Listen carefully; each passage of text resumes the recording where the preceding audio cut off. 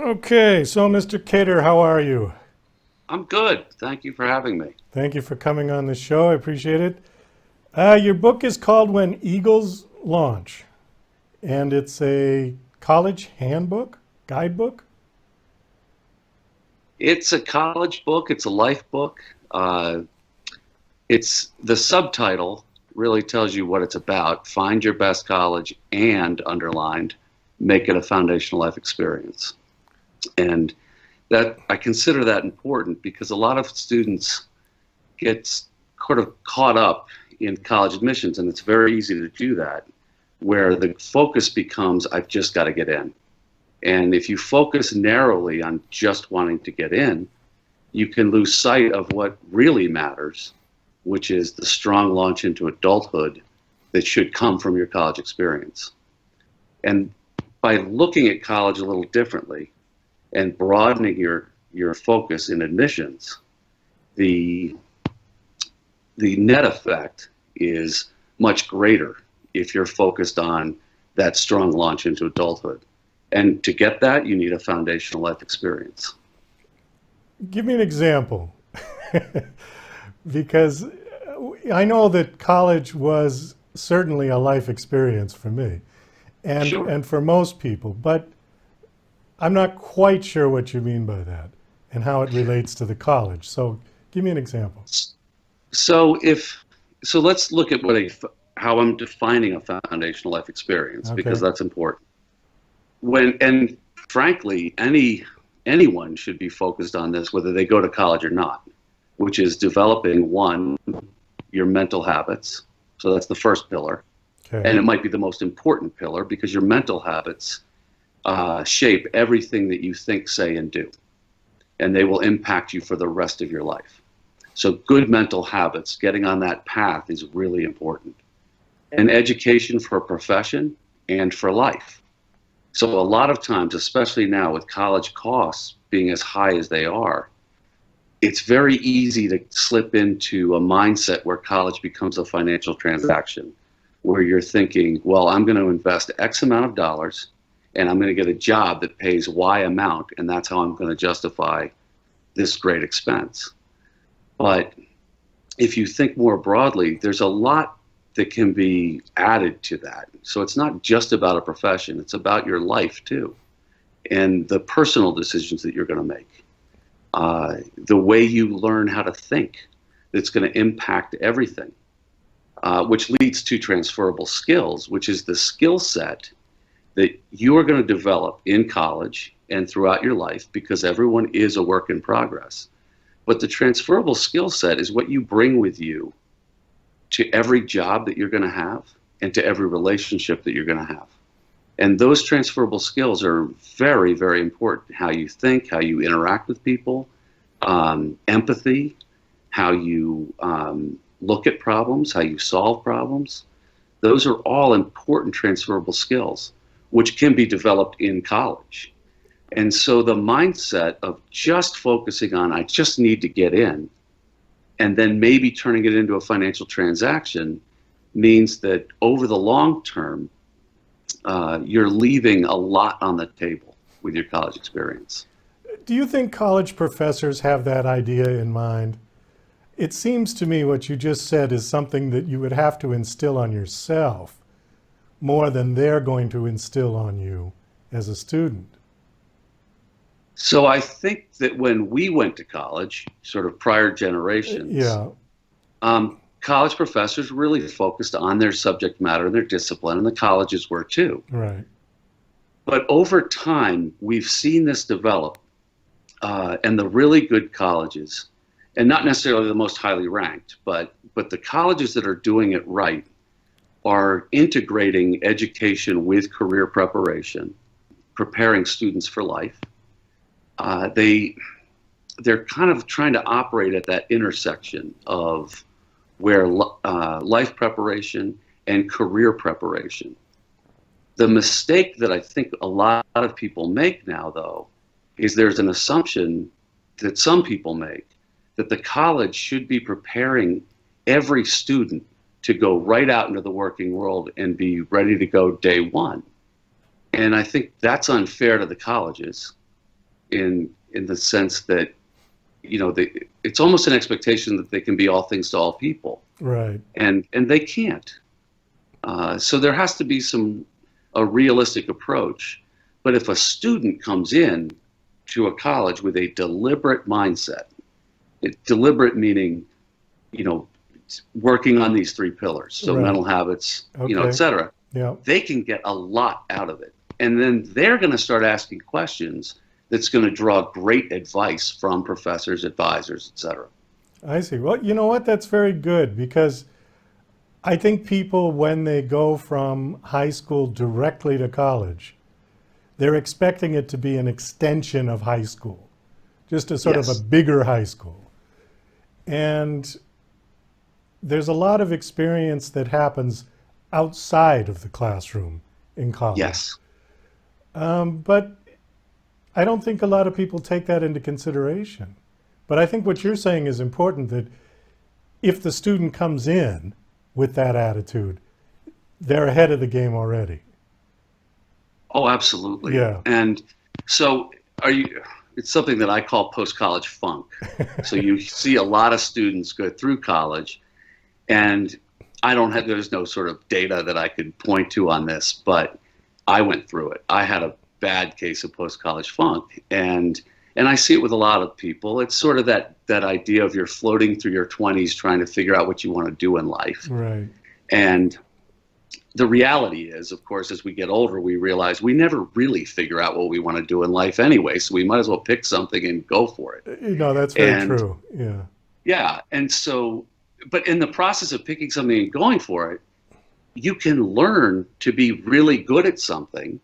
And then a lot of that's going to transfer. If you have to switch careers, you're going to take a lot of skills with you.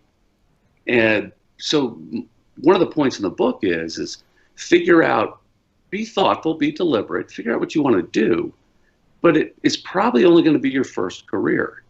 And that's okay.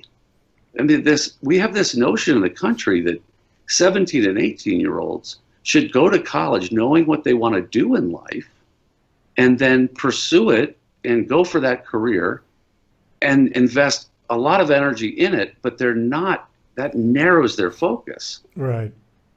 And so that becomes an issue when you have to switch. And it's okay to switch. It's okay to fail. We have a big problem with failure in this country. And so one of the big themes in the book is try, fail, reflect, correct. And it's okay to fail. And when I define failure in the book, though, I take a very broad definition of failure, from just falling short of your goals to falling flat on your face. And we fear falling flat. We fear the face plant. Yeah. And that's the first thing that comes to mind. But if you really think about it, face plants are exceptionally rare. And even a face plant can be great if you learn from it. That's the trick. Yeah. Yeah. Instead of just giving up, which I think a lot of people do. Let me ask you something. I think you and I are around the same age, looking at you, and you're looking at me. What do you think? You might be a couple years younger than me. I don't know. Well, we've both probably realized that getting old is not for wimps. We're probably at that stage in life. Yeah, I would agree with that. I guess the point being is that I was going to make a comparison that people in our generation, and particularly people in our parents' generation, were ones that tended to get a job, stay with it for 20, 30 years, retire with a pension, and have a nice day. I think that's much less prevalent now. Would you agree with that? That people stick with one thing and just do that for their life? Yeah, the gold watch days are over. The gold watch days, yeah. Yeah. So what you have to prepare for, and this again goes to developing these three pillars, is if you hit these three pillars, you're preparing for change. And you're preparing for a world that's going to change rapidly. Yeah. We have robotics coming. And so, it's funny, when I was writing the book at one point, I got obsessed with the whole technology revolution, and I was digging into stuff on it. And my daughter finally looked at me and said, "Dad, enough with the robots." And but it is something. It is something that we really do have to look forward to, and I address this in the book, which is being ready to change, being in a position where you develop your skill set so that you're flexible. Because the people that can adapt to change, not willy-nilly, of course, but the Right. people that can really be deliberate and think through and say, you know what, I need to change, I need to develop. The people that understand that they are a work in progress, which also begins with the admission that everybody has issues. You're not the only one out there. And so those students are going to be the ones that do best. You're right about change coming and change coming quickly. All you have to do is go back 25 years.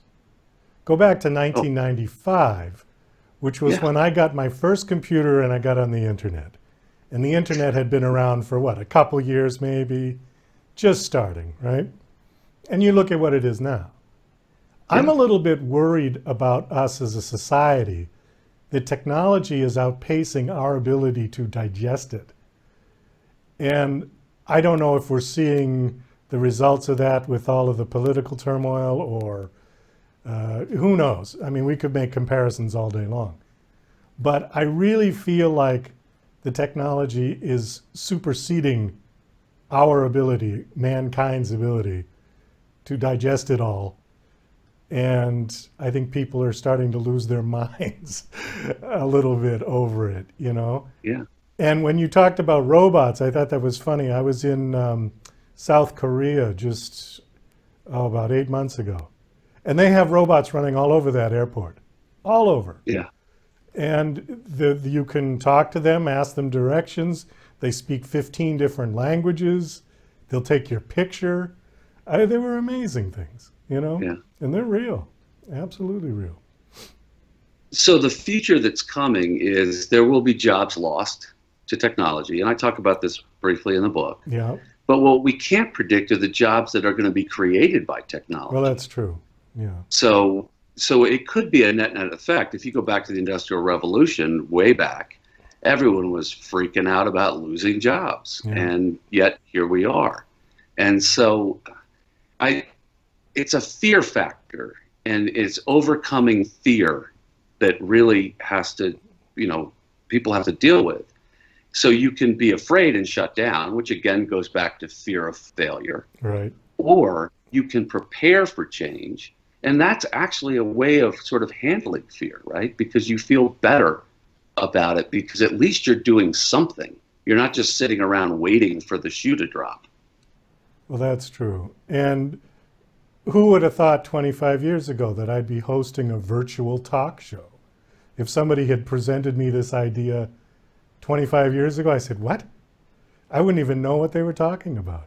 And yet here we are, you Well, know? I would have laughed really hard if you told me 25 years ago I was going to write a book and then I'd be on an internet talk show. Yeah, I mean, So I it's mean, amazing, yeah? yeah, it's the world is getting crazy. But what we're talking about too gets at one of the big themes in the book too, which is you cannot separate college from life.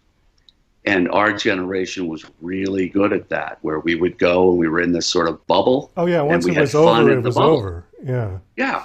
And then we went out into life. right. And so there is a notion, and it's true, that school is very different than life, which is why a lot of really good students don't necessarily succeed in life.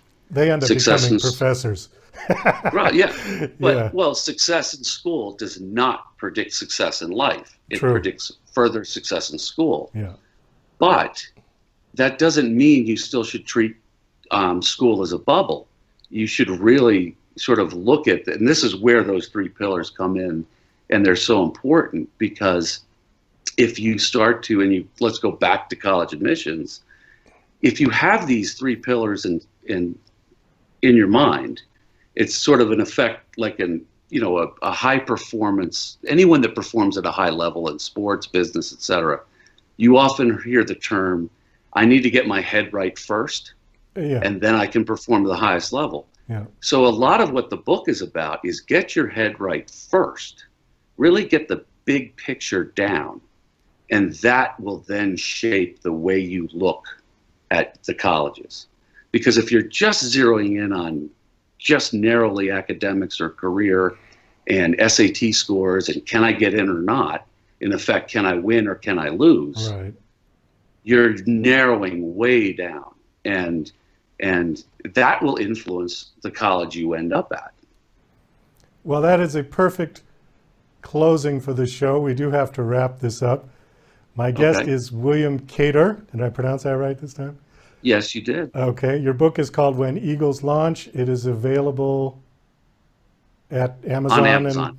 Yes. Okay. Thank you so much for coming on the show. This was very informative, very fun. Best of luck with the Thank book. you. I hope it does Thank well. you.